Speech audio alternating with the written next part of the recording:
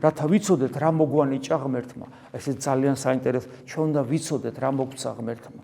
ვიცოდეთ რა მოგცა ღმერთმა, იმიტომ რომ თუ არ იცი რა მოგცა ღმერთმა, ვერ გექნება მადლიერება და თუ არ გექნება მადლიერება, ვერ ცხონდები, იმიტომ რომ უმადური კაცს ოჯახშიც არ უყვართ, სასმით რა შეასაქმე. აი რატომ არის ხოლმე რომ აი ადამიანი თუ ავაზაკის ცხოვრებით ცხოვრობს და მე გაქრისტიანდება, შეიძლება ის დღეს შენზე უკეთესი არ იყოს, ჩვეულებრივი სტანდარტული ქრისტიანი იყოს, მაგრამ რადგან ავაზაკი იყო და დღეს ანუ ან ძამძიმე ცხოვრება ქონა, გარყვნილი რაღაც უდი და დღეს რო ის შენაირი გახდა და ეკლესიაში შენს გვერდზე დგას, აი ამ კონტრასტს ხედავს და მუდამ მადლიერია ღვთის წინაშე და შეიძლება ტიროდეს კიდევაც ღმერთო საიდან სად მომიყვანე, მადლობა ღმერთს და ღვთის მადლიერი იყოს მუდამ.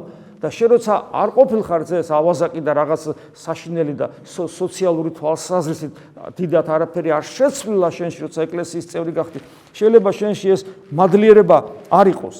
რატომ? იმიტომ რომ ჩვენ არ ვიცით რა მივიღეთ.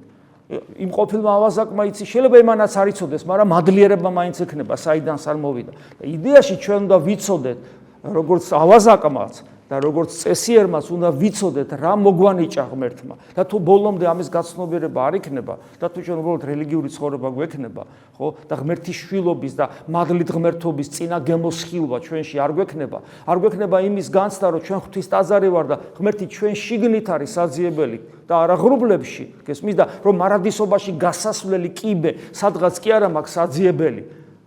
არამედ მაინდა-მაინც იერუსალიმში კი არ უნდა ჩავიდე, რომ ღმერთს შევეხო, არამედ შიგნით მაქვს შესახების და მარადისობაში გასასვლელიც და რომ გარდავიცვლები ჩემიდან უნდა გავიდე მარადისობაში, გესმით? როცა ეს ყველაფერი შენ განცდის დონეზე გაქვს უკვე, ხო, რა თქმა უნდა, იქნები მადლიერი. ამიტომ ჩვენ უნდა ვიცოდეთ რა მოგვანიჭა ღმერთმა.